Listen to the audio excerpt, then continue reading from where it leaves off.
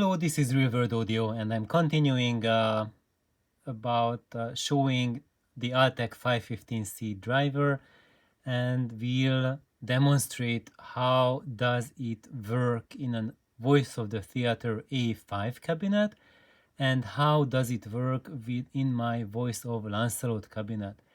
And we are going to get started with the WinISD simulations, and so you see the orange line, that's the Altec A5 in a 265 liter free air volume tuned to 50 Hertz. That's the simulation, what it shows, SPL, and this is for a 1 watt power input.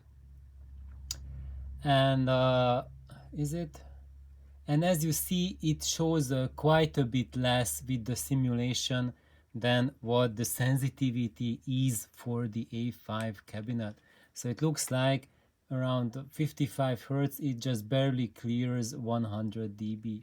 But we shall see that this is just the bare cabinet's, why is it going? Estimated output. However, the A5 cabinet also has a front horn loading, and when you place it in a room, then this output will also rise because of the room's reinforcement, and also because of the proximity of the port to the floor. This output level here is going to rise as well. So my Voice of the Lancelot cabinet, that's shown in black, and it's about 235 liter or 240 liter, it's something around there.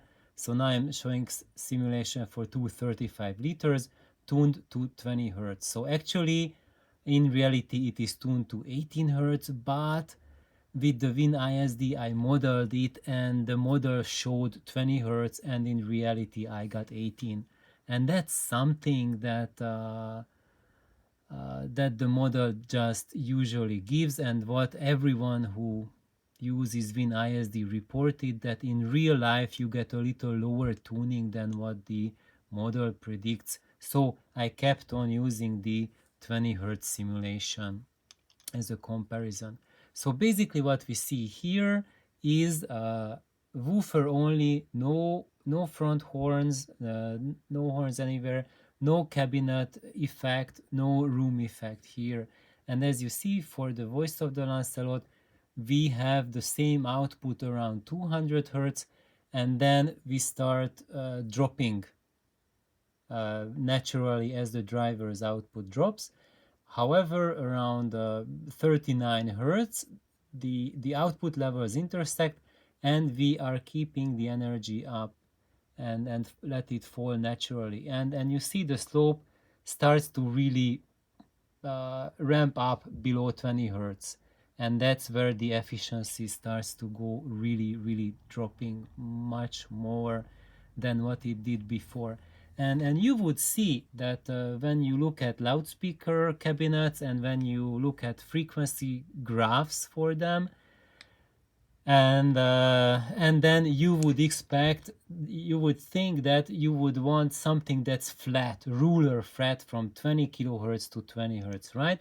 No, that's total garbage, because you want ruler flat response from 20 to 20 when you want to play it in an anechoic chamber, but it's not going to happen. So whenever you place a loudspeaker cabinet in a room, the room's effect is going to add for that, and which means that below the Schroeder frequency per octave you are going to get certain amount of boost to the frequency. So you will get that response, that ruler flat response from 20 to 20 only if you have an enormous room, let's say maybe like 100 square meter plus, or even more than that, and it's super tall, like 4, 5, 6, 8 meters tall or even taller, and it has zero acoustic seal to it. So basically it has giant open windows and doors and lanai and just the wind blowing through. So in that scenario, a ruler flat response will hold you through. And basically when loudspeakers look like that, then they are really designed to give their specified performance in a giant hall, but that's not your living room. If you want to place them in your living room, then because of your living room's boost, you are going to have unbearable bass response. So the mid bass and deep bass will be totally out of control. What I am doing here is that you see, we will see more and I will explain later, but I'm using the drop in the efficiency. You see it starts below, it starts getting significant below 100 hertz or so, but this is where the room boost will catch up as well. So eventually this lowering, this dropping is not going to happen in real life that much, but it's going to flatten out. So basically your purpose as a loudspeaker designer, whether professional or DIY, is to match your woofers and response to your room. And this is the key why a loudspeaker is perfect for one room and it sucks big time for another room. And that's why there's no single loudspeaker that works everywhere. And that's why room is ultimately your key design parameter you must include in all your cabinets. And as you see, the Voice of the Theater A5 cabinet has this major boost here for the low end of the mid bass, because it is designed to play in an enormous room, basically in a movie theater, right? And in a movie theater, the room boost kicks in much lower than in a living room size area. And basically what we get and what we need to do in a theater is that this mid bass needs to be taken care of. So we need to boost the output in the mid bass for a movie theater speaker, because the room is so big that the Schroeder frequency is down here and it does not boost this region yet. You are going to get a boost in the deep frequencies, but not here. So your speaker cabinet has to do it for you. That's why the A5 is done like that. And that's why if you put an A5 into a small room or like a living room size room, then you will have just thunderous floor shaking mid bass, extremely powerful. And I know many of us likes that extra mid bass output, but it's just a little bit too much for extended listening. And that's one reason why to have to toy around with the crossover to really adjust the balance of the bass that's coming out from your cabinet. So let's go further. So what is happening in an Altec A5? There is so the output of the woofer is not just falling down with the second order crossover like shown here, but it's actually going up, rising up. Why? Because the A5 has that tremendously huge front horn. And that front horn basically horn loads the output of the woofer, and that creates like above 150 hertz or so. It just ramps the output out up, and we are just getting that tremendously higher output. And that's why it's giving us that 104 or so dB output that the A5 cabinets are rated at. And now, but that's not the end of it. This is just what the front horn adds to it. So now let's see, what does the front horn add to my Voice over Lancelot cabinet? As you have seen, I have a really tiny front horn added, and that was done on purpose. So it's kicking up a little later in the frequency. So I'm starting to notice effects only above 250 hertz or so. That's where it's becoming significant. It's really taking full effect around 315 hertz, and then it's adding some extra output towards that region. So this will help me to mate the compression driver at 500 hertz. And also here, what I have that the ATEC doesn't have is that I have a live cabinet, and the resonances of that live cabinet really add a few dB boost to the output of the woofer. And I suspect that we are getting about 2-3 dB on average added to the output of the woofer. Now let's see. I am firing the port of the voice of Lancelot directly onto the floor, and that at the tuning frequency of the port is giving me a full 6 dB. That's the blue line here, additional output. And now you see that with the floor boost, now we are getting that, and plus the cabinet resonances, now our level for the bass is getting quite a bit higher, and you see that we are getting somewhere, so it's not just a lost cause. And now when we add everything together, now I know it looks a little bit very confusing, but I have now what we have added here is that this red line, this is the room boost that the room is adding, that specific per octave addition that as you go down below the Schroeder frequency.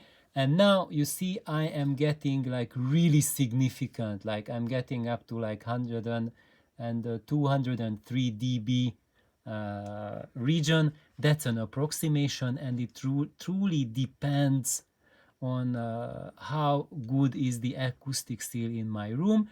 I was calculating 4 dB per octave, so why does it go by itself? Sorry about that. That basically this is up to your room. It can be less if your room is acoustically poor room, and it can be even more. So the bass output can be quite a bit higher if I had a perfect a perfect room. And now let's go to the next slide. So here we are doing the same thing for the ATEC A5 cabinet. So we are adding the floor boost. I think I added a little bit too much for that. Plus room boost as well. That and the two together form the actual mid-bass output and the bass output for the Voice of the Theater A5 cabinet. And as you see, it has like a tremendously high output. And of course, this value is different depending on your room and depending on how good your room is. But as you know, that for a movie theater, the A5 is rated for 104 or 105 dB output, but in your room, if it's a living room, it will get you probably to 108 dB easily. I mean 108 dB per watt meter sensitivity. That's what I'm talking about in the lower mid-bass region. You will get that much because of your room boost is already pumping up the bass by that much more at those frequencies. So let's just clean them up, and this is how it looks when the situation is cleaner. So that's the woofer's output for the A5, that's the orange line. So as you see, like around the crossover region, it's probably about 103 dB, the input from the woofer, and it goes up to 108 dB, and then below at 50 hertz it already starts to fall, and below 40 hertz it just plummets down right away. So maybe around 35, maybe 37 hertz you are still getting something significant, but below that at 30 hertz it's really down, and it's totally useless almost. Wait, why is it going by itself? And here the black line, that's the Voice of the Lancelot, my cabinet, my interpretation. So basically we are getting a 3 dB lower response in comparison to the A5 cabinet. Here for the mid bass, you see, we do not have that huge hump, that extra 2-3 dB hump that the A5 has in a living room, because I optimized it to work in a living room. So the mid bass is normal compared to that, but I have the deep bass still quite strong, and we have still at 20 hertz, we are still above 100 dB, about 101 dB. So that's like at still at basically at rated SPR. And let's see, it depends really like what is the total output for your cabinet. It will truly depend on how you made the compression driver, so we can put it higher or put it lower, and then we can call uh, the composite sensitivity or efficiency of the loudspeaker 104, 105, or 106 dB per watt meter. It does not really matter. It will just tell you the balance of the compression driver to the bass. And what really will matter is what your woofer brings to the table, because that's going to give you the meat of the sensitivity. And if your woofer cannot put out the sensitivity you want, then it will be a compromised situation. And it doesn't matter what your compression driver can do. So basically, if we rate the A5 at 105 dB, then the minus 3 dB compared to that would be at 37 hertz in a room, minus 6 at 33, and minus 10 at 31 hertz. And it looks pretty nice. However, that's compared to the 105 dB. Yet the mid bass was at 108. That was like quite a bit higher than that. And actually what the human hearing does is that it refers the frequencies compared to the neighboring frequencies.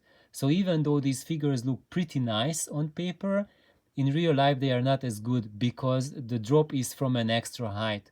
So your ear will think that the bass is much lower than that. And with the wall, we do not have that extra huge hump in the mid bass, and there the ear might be less discerning for that. And I'm certainly noticing that the A5 really does not have deep bass, and the voice of Lancelot, it has like a crazy amount of even the subsonic frequencies. So for example, Raul just recommended me this song, Karin, that's the name of the group, Jaina, and when I play it, it feels as if I'm in the middle of an alien abduction and transported into a UFO, because the high amount of subsonic information is just totally transforms the listening experience. It's just totally nuts, and we do not have that experience at all if with an A5 cabinet. So I would like to finish this with that there are no miracles. You have to really purposefully design your loudspeaker to match your room. And here, in the case of the 515C driver, they did design the A5 cabinet with a movie theater size room in mind, and they needed to have mid bass supplied for a movie theater, and that's why the port is tuned to the mid bass to put out that extra energy. And because of that, because the energy is focused there, there's no energy for mid bass. So what I'm doing is I'm refocusing it so that because my room is supporting the mid bass, now the port can support the deep bass and the infrasonic bass. But as you know, there is no free lunch. So what am I losing? I'm losing about 3 dB efficiency compared to an A5 cabinet. So thank you guys for joining me for this trip. and have a wonderful day, wonderful thoughts, and I hope I gave you something to think about, and you can use it for your cabinet design. Please like, subscribe, have a wonderful day. Bye bye.